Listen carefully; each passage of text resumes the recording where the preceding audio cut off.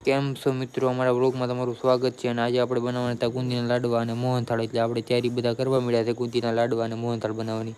એટલે પહેલાં બનાવવાના હતા ગુંદીના લાડવા. એટલે આપણે 2 કળશા પાણી નાખીને કલર નાખીને વેળવી નાખ્યું. અંદર શેણાનો લોટ નાખી દીધું છે અને ગુંદીના લાડવા બનાવવાનું ચાલુ કરી દીધું છે. બધા માણસો ઘણા છે એટલે લોટ મળી નાખ્યું છે. અને સાણી લેવાની છે મોરસની. એટલે બદામ બધું કરીને હું એવું બહાર, એટલે મારે કામ હતું, એટલે મને કામ સીધું, એટલે મારે જવું પડે.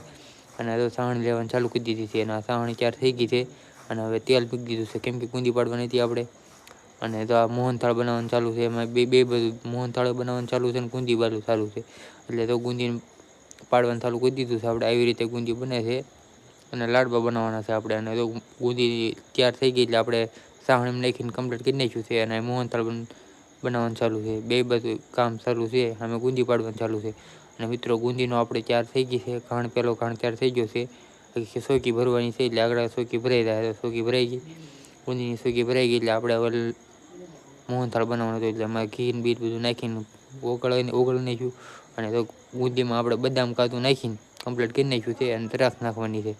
એટલે દ્રાક્ષ નાખીને બધું કમ્પ્લીટ કરી નાખ્યું છે. અને આપણે વાળવાના લાડવા, એટલે લાડવા વાળવાનું ચાલુ કરી દીધું.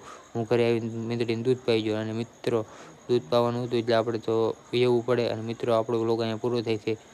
સારો લાગ્યો સબસ્ક્રાઈબર કરવાનું ભૂલતા નહીં મિત્રો. જય માતાજી, જય મા મોગલ, જય માતાજી.